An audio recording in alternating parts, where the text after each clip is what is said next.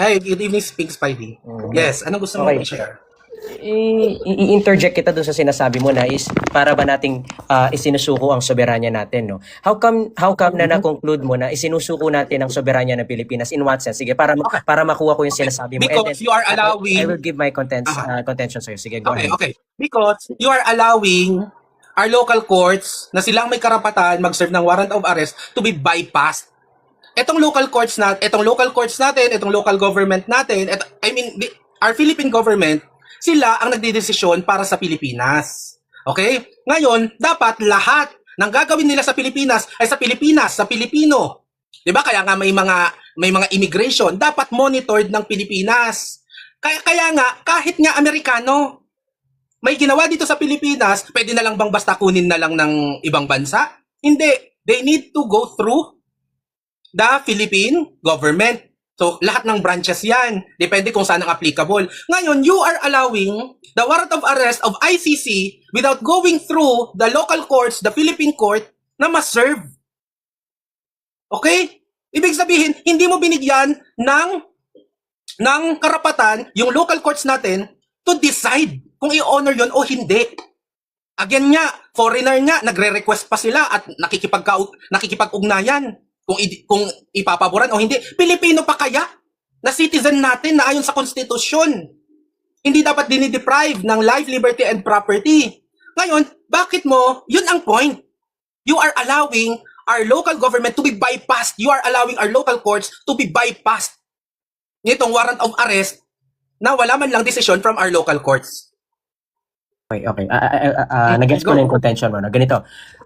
So sinasabi mo, ako agree naman ako sa sinasabi mo na kailangan dumaan siya sa local government natin, lalong-lalo na sa gobyerno natin. Tama 'yon. Pero ang contention kasi ng sinasabi ng karamihan sa mga DDS, kailangan dumaan sa local court dito sa local court in the sense na dito manggagaling ang warrant sa lokal natin. Manggagaling ang mag-i-issue ng warrant natin ay ang local court natin. Unang-una kasi mali 'yon. Hindi ang local court natin ang magde-decide whether or not i-serve nila yung warrant or not. Kasi number one, no, meron tayong natitirang responsibilidad sa International Criminal Court. Under Article 127, under the withdrawal, naka-state doon, the state shall not be, basahin ko lang yung article, no? A state shall not be discharged for reason for its withdrawal from obligations arising from the statute while it was a party to the statute, including any financial obligation may have been accrued. Its withdrawal shall not affect any cooperation with the court in connection with criminal investigation and proceedings in relation to which the withdrawing state had the duty to cooperate and which are commenced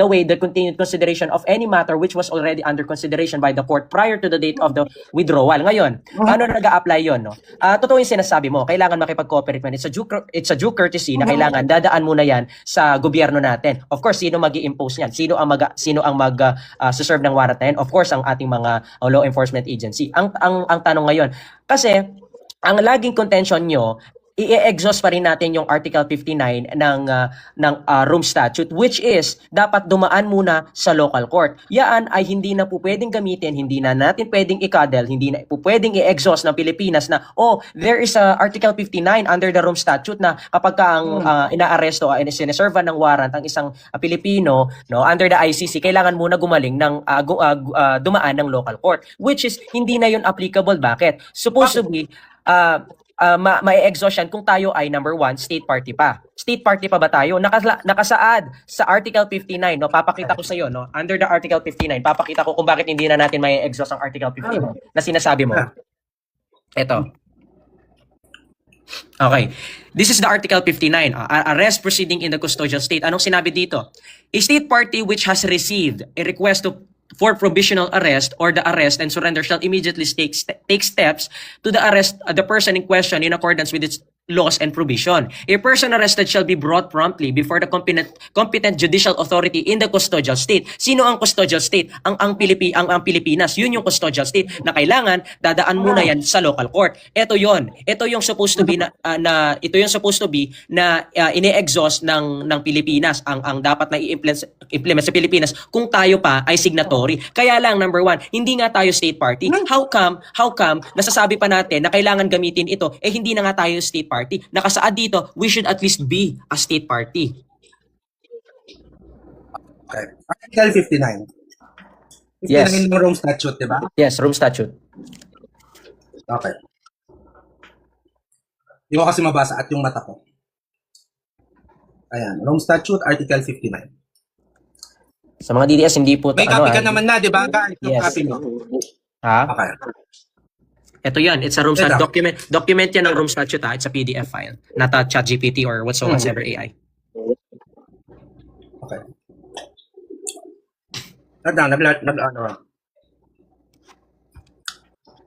Naglo-load pa. Go ahead. Sige lang.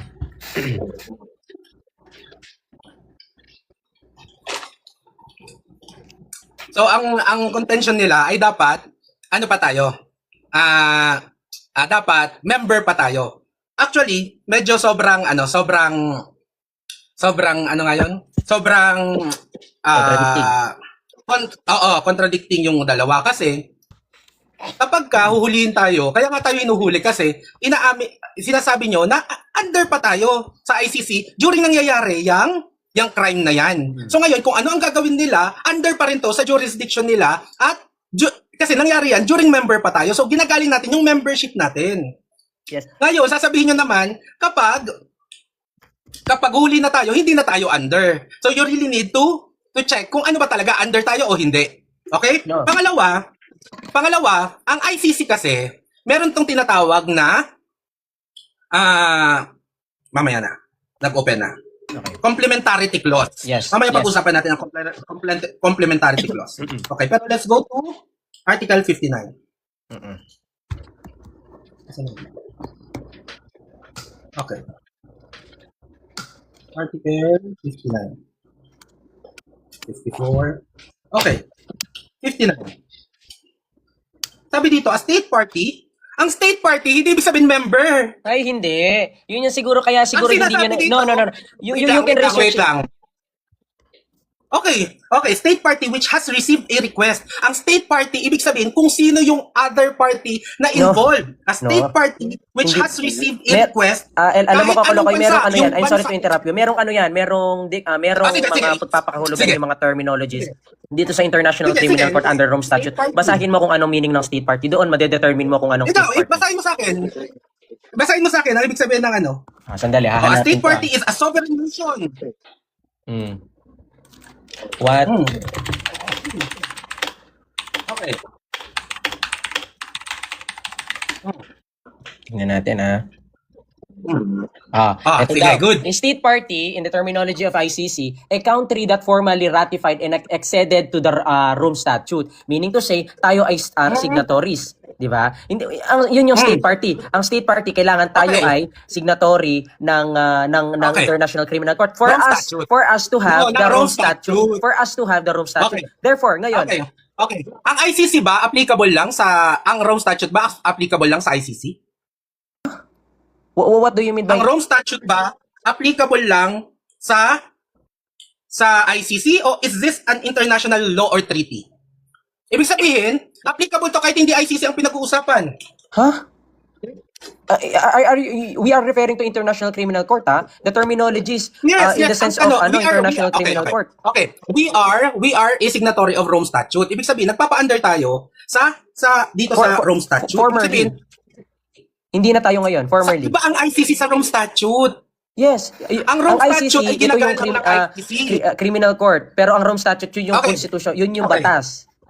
Ito yung, international law, international treaty. Ngayon, ang sinusunod ng ICC ay Rome Statute. Ngayon, ang sinasabi dito, kung tayo ay naniniwala at nag-ratify ng Rome Statute. Okay? Huh? Kaya nga, ma-under tayo dito sa, Hindi. yes. Ano ang Siguro Rome hindi Statute? mo lang Paki gets ano yung nga- state party. Ang No, state ikaw party hindi basically, nakakagets. sa sandali, Pinag-iisa mo ang no. ICC. Ang Wait state lang, wait party lang. basically dapat tayo ay miyembro. Yun. Hindi ano? kahit kaninong legal luminary mo tanong, Kokolokoy, marami ka naman mga kaibigan na abogado, you can ask them kung ano yung state party. Pero basically, ang state party, tayo ay miyembro, tayo ay signatory ng International Criminal Court through the power of Rome Statute. Ngayon, basahin mo ulit. No, you Through the cannot make your power own of- interpretation What do you mean here. through the power of Rome Statute? What do you mean of through the power of Rome Statute? Ibig sabihin, pag pumirma ka at naniniwala ka ang batas natin ay pumirma sa Rome Statute, automatic member ka ng ICC, isa sila. Yes. Wrong, Even Rodrigo wrong. Duterte alam niya na Wrong. alam niya na Iba ang Rome Statute. kapag tayo ay Iba ang Rome Statute. kapag tayo ay signatory ng International Criminal Court, tayo ay miyembro ng ICC, tayo ay dapat sumunod under the Rome Statute, tayo sumunod sa mga international laws. Okay. Iba po ang Rome Statute na isang international treaty. No, Okay? Ito medyo ang nilalayo mo international ang usapan Medyo nilalayo mo ang usapan. Pings, pwede makinig ka din. pinag-uusapan Makinig ka natin din. dito, specifically, Pwede makinig ka. particularly, Pwede the makinig ka. Wait International lang. Criminal Ano yan? Bakit Court. hindi ka nakikinig? Bakit hindi ka nakikinig? Ikaw yung Ngayon hindi naman nakikinig. ako naman magsasalita. Ikaw yung hindi nakikinig, Okay. hindi mo kailangan muna natin ma-identify kung ano ang pagkakaintindi mo sa state party. Okay. State party Iba nga ang hindi mo Rome Statute. naiintindihan. Okay. Ito na nga. Iba ang Rome Statute, iba ang ICC. Pareho yan na iba ang konstitusyon, iba ang judiciary. Okay?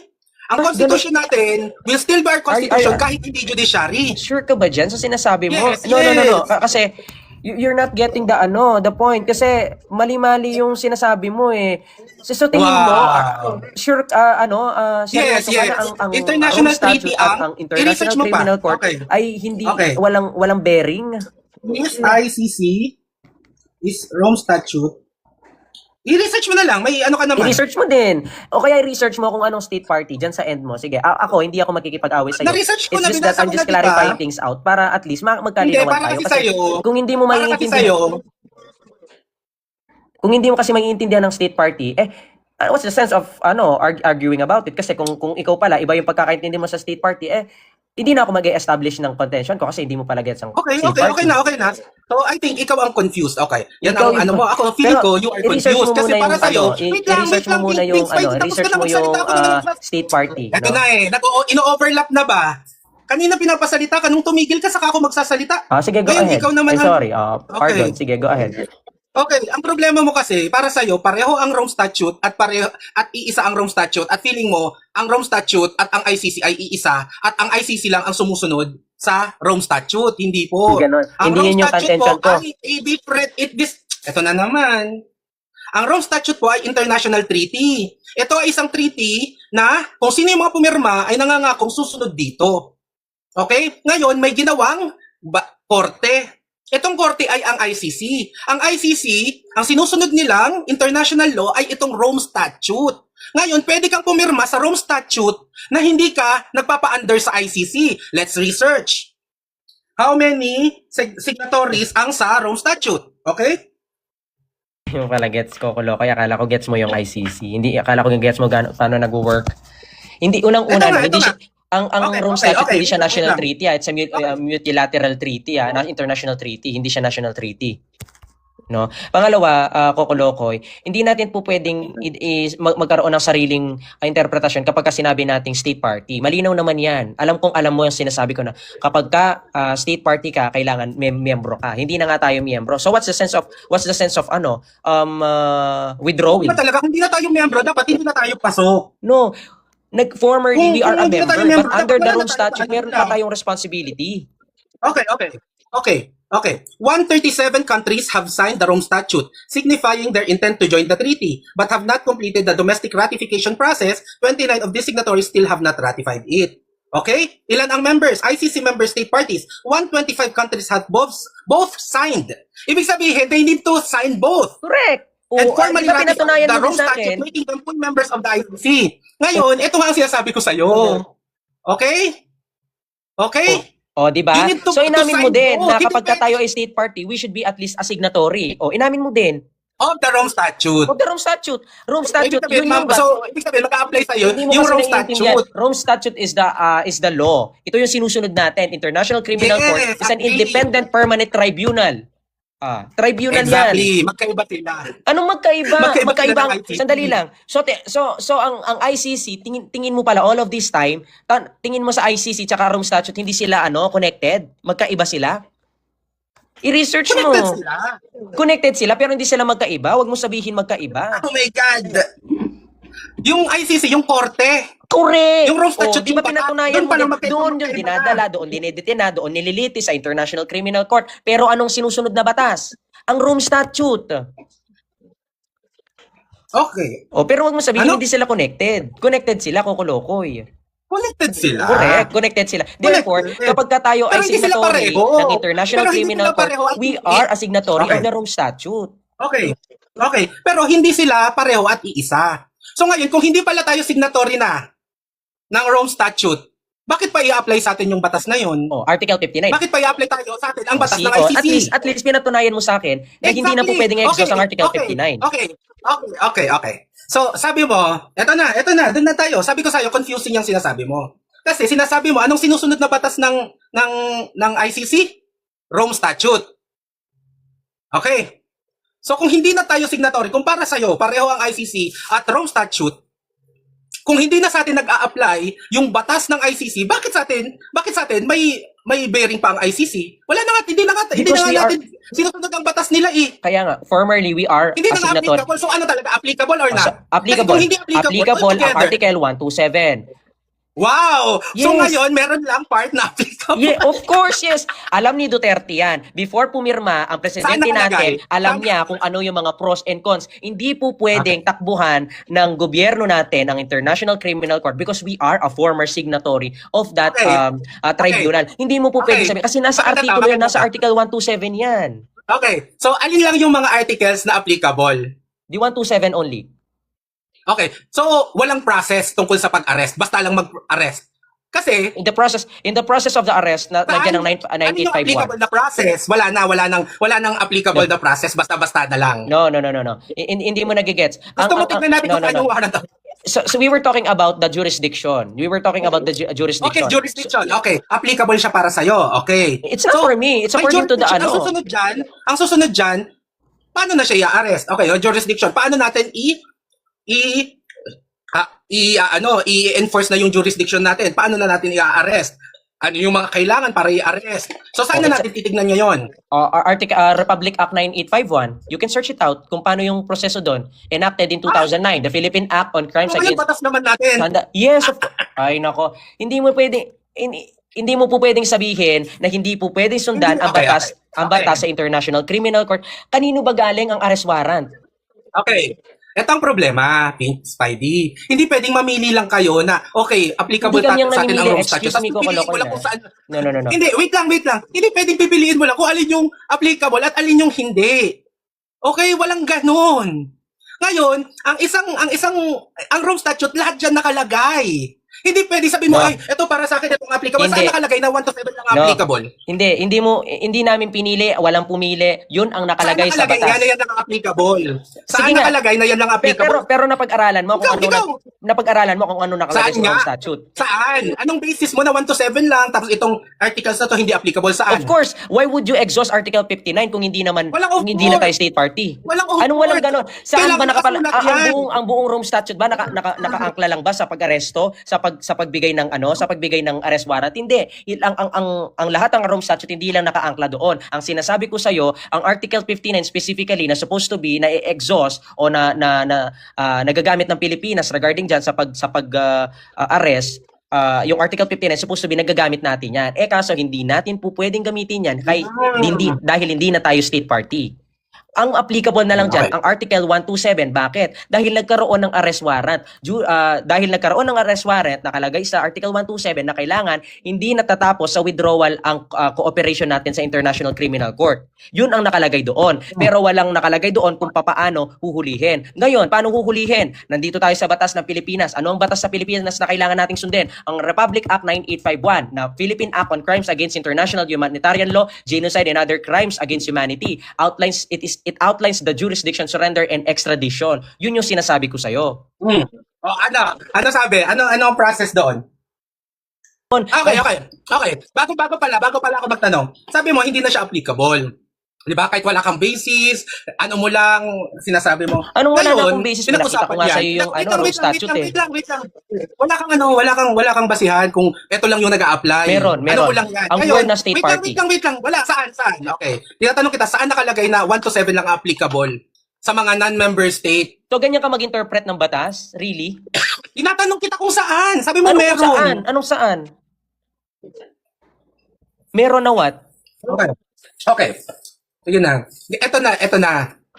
Kung yan pala, ang sinasabi mong hindi siya applicable, bakit nung tinanong ang DOJ, hinarap nyo ba Kasi pinag-uusapan yan sa ano Hindi, sa aminin mo Senate. muna na Nakinig ka ba hindi mo nung gets ang state pinag-usapan yan party. sa Senate? Wait lang. Pinag-usapan yan sa Senate, di ba? Mga lawyers yung mga nandun, ang DOJ, may mga lawyers and everything. Nakinig ka ba doon? Pardon? Nakinig ka ng Senate hearing? Pardon? Nung pagkuha kay PRRD? Nakinig ka? Pardon, ano yun? Nakinig ka ba doon sa Senate hearing? Tinutukan mo ba yung Senate hearing? Particularly yung hearing na yun, hindi. Sabihin mo sa akin, ano nakalagay doon? Okay. Alam mo ba, nung tinatanong ang DOJ kung sinunod nila yung process na inamin naman ng lahat na dapat sinusunod, tinanong sila kung hinarap nila sa Competent Judicial Authority. Ang sagot ng DOJ, kami ang Competent Judicial Authority.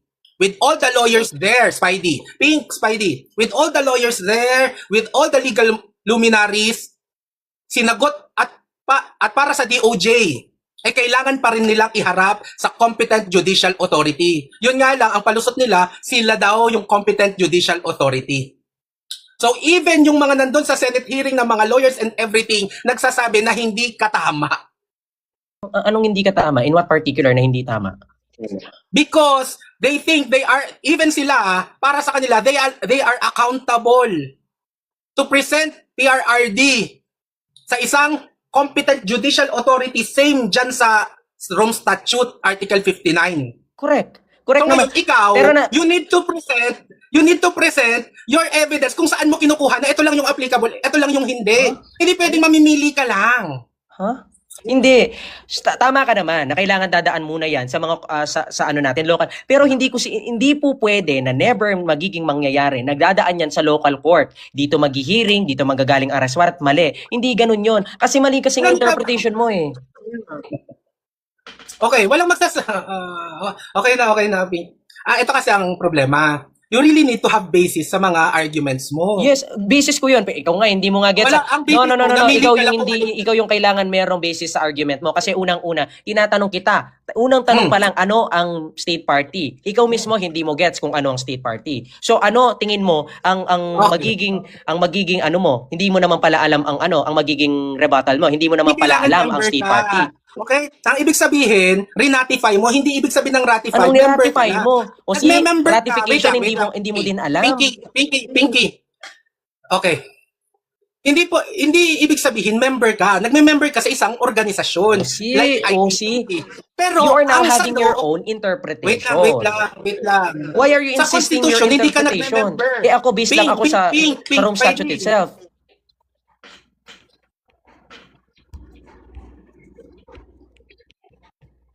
Nagme-member ka sa batas? Anong nagme-member ka sa batas? Seriously? Exactly. Of all this time? Ganyan Ang talaga. sabi mo, ang- okay. Ganyan, of all this time, ganyan tingin mo. Okay Kapag na, tayo, okay na, of okay all na, this tingnan time, na. tingin mo ganyan yung tingin mo sa pagiging state party? Of all this time. Kasi akala ko, Basahin no? natin ulit ha. Okay. Ipatagalog State mo kung party. ano ang state party. Okay, may iba-iba kasing ano yan. A state party is a sovereign country that has formally ratified, acceded to, or signed an international treaty. Signed. So wala doon ibig sabihin na member. Ibig sabihin one of those. Any ikaw of mismo those. ikaw mismo Hindi- kasi pinapahuli mo yung hindi sarili mo, kailangan nagbabasa ka na, member. binabasa mo na lang, isusubo mo na lang, hindi mo pa rin gets. Okay. So, Basahin mo. Saan hindi, nakalagay? I'm so disappointed Okay, sa paano mo Tagalog natin. i-interpret Ipatagalog yung natin. state party. I'm so sorry, hindi mo gets kung ano yung state Okay, party. ipatagalog natin. A state party ay tumutukoy sa isang bansang opisyal na lumagda at nagpatibay sa isang kasunduang internasyonal. Basta lumagda ka at nagpatibay ka sa isang internasyonal na kasunduan, hindi yan member, hindi yan organisasyon. Okay? Ang sinasabi mo dapat, member. Iba ang state party sa member. Okay? Kahit walang organisasyon, pwede kang maging state party sa isang treaty. My God.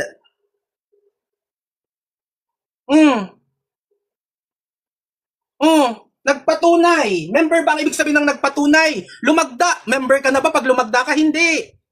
Nagpatibay. Saan ang member doon? Tinagalog mo na, member hindi doon? mo pa rin naintindihan. Basahin mo ulit. Tinagalog ko na. Kokolokoy, basahin mo Okay na, ulit. Spidey. Okay na, Spidey. Sige, di ba? Pag-aralan mo muna. At least alam natin na hindi mo talaga alam kung ano ang state party. Akala ko pa naman, alam mo ang state party, all of this time. Diyos ko, nakakasama mo na sina Joey De Vibre na nag-aaral okay, ng ano na law. lang yan. Alam mo, Okay na. alam mo, Okay na. alam na mga kasama mo. Si Joey De Vibre, tanungin mo kung ano ang state party. I-explain niya sa'yo. Biruin mo, state party, hindi mo naiintindihan tapos makikipag-argumento ka sa jurisdiction. Okay. Suit yourself. Okay na. Okay na. Di ba? Wala Pero, na akong pero kailangan. amin naman, nasunog ka. Ha? Ha? Sige na, paano Kasi mo hindi na mo- lang yung damdamin mo? Binibigyan na kita ng Hindi chance naman- bago hindi, kita ibaba. ala- Bigyan na kita kasi ng chance alam na mo, ilumin ang Ba- iyong puso. Kasi ako, na-disappoint ako. Sige na, sige na. Sa totoo lang, na-disappoint ako Bigyan sa'yo kita ng kasi 5 minutes all of na. this time, at Okay. tingin mo pala sa state party, hindi ganon. Hindi ganon na the way the legal luminaries and other people na ganon yung tingin sa sa state party. So, ikaw, tingin mo sa state party, hindi ganon yung tingin mo sa state party. Kasi nakakalungkot lang, no? As a DDS, dapat alam mo yan. Kasi maraming tao magtatanong sa'yo niyan. Tinagalog mo na, hindi mo pa rin na-gets. Diba? Yun lang yung nakakalungkot. Ako, nalulungkot ako para sa'yo. Lalong-lalo na kung makikipag-debate ka man sooner, at least dapat alam mo yan. Pag-aralan mo kung ano ang state party. Di ba? Okay na. Sige, thank you, Pink Spidey. Alright, sige. I-search mo ha, ang state party, tapos medyo laliman mong konti yung kaalaman mo sa International Criminal Court at saka Rome Statute. Sige na, go ahead. Thank you. Okay, next. Alam nyo, sometimes kailangan yung bigyan sila na, yung makapalubag-loob ba? Bigyan natin ng konting consolation ba?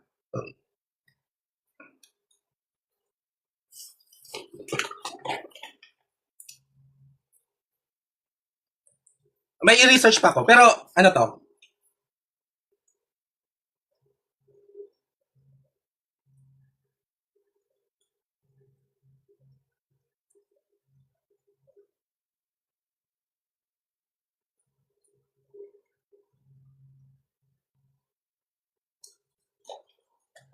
Okay.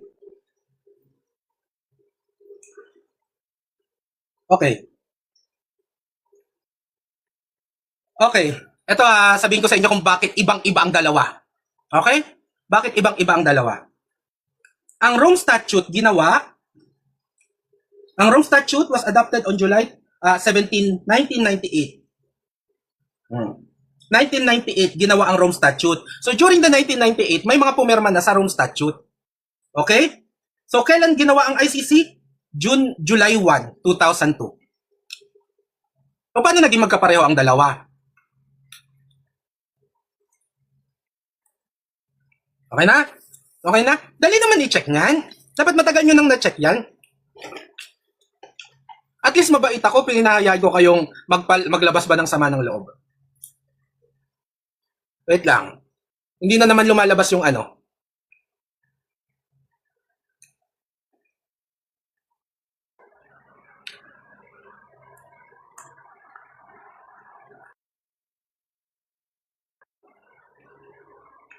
Ano lumabas tong guest? Wait lang.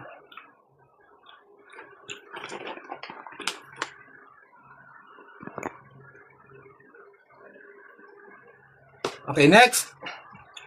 Wait lang ha. Meron pa bang akyat nyo po si Rolex? Sige.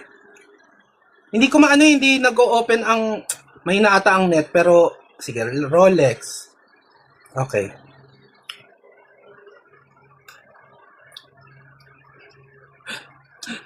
Optional pala yon. Pag Rome Statute pala, sasabihin mo, 1 to 7 lang applicable.